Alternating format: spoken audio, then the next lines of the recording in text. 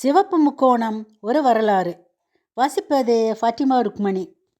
சிவப்பு முக்கோணம் என்றவுடன் பலரின் நினைவிற்கு வருவது குடும்ப கட்டுப்பாடு திட்டம், அதாவது ஃபேமிலி பிளானிங்.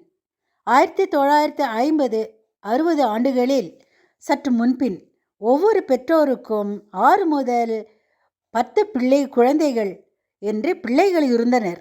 அதாவது பெரிய குடும்பம் என்பது கௌரவமாக கருதப்பட்டது. இந்நாட்களில் மக்கள் தொகை அதிகரித்து கொண்டே இருந்தது. மற்ற நாடுகளை விட சீனா, இந்தியா ஆகிய நாடுகளில் ஜனத்தொகை அதிகமாக இருந்தது. எனவே மக்கள் தொகையை கட்டுப்பாடு அரசாங்கத்தால் குடும்ப கட்டுப்பாடு திட்டம் என்று கொண்டு வரப்பட்டது. 1952ஆம் ஆண்டு உலகிலேயே இந்தியாவில் தான் முதலாக குடும்ப கட்டுப்பாடு திட்டம் அமுல்படுத்தப்பட்டது. இதற்கான சின்னம் தான் சிவப்பு முக்கோணம். பல்வேறு சிறப்பு முகாம்கள், விழிப்புணர்வு கூட்டங்கள் நடைபெற்றன. தாய் சேய் நலன் கருதியும் பொருளாதார வளர்ச்சிக்காகவும் இத்திட்டம் வெகுவாக பின்பற்றப்பட்டது. நாம் இருவர் நமக்கு இருவர், நாம் இருவர் நமக்கு ஒருவர் போன்ற வசனங்கள் எல்லா இடங்களிலும் இடம்பெற்றன.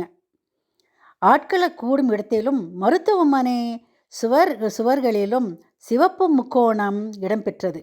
இதன் விளைவாக மக்கள் தொகை கட்டுப்பாட்டிற்குள் வந்துவிட்டது. தற்காலத்தில் சிறிய குடும்பம் சிறப்பானதாக போற்றப்படுகிறது.